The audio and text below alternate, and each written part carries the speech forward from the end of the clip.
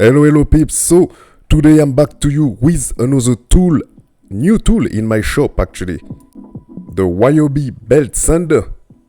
And as you may have seen it in the past videos, I'm doing now some review about the RYOBI products, the RYOBI machines that I'm using, because this is the new brand that I will be using in my new workshop.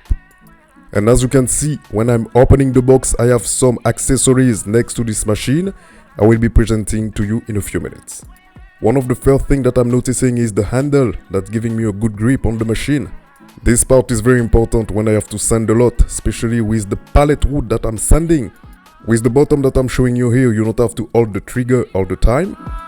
Then next to that, it's also provided with some sanding belt from different grit, as you can see me showing you here.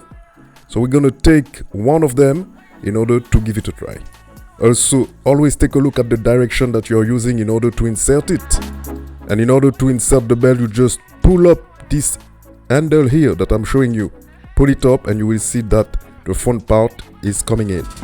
I was showing you there is an arrow inside showing you in which direction you need to put it.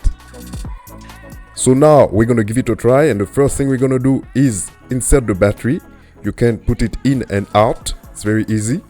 The small tube that I'm showing you here is to connect your vacuum cleaner, and even when trying, I can see that the dust collector bag is not going on top of it, so you will have to add it as a single part. Alright, so I hope that the small review will be useful for you, and I will see you in our next video. See you next time.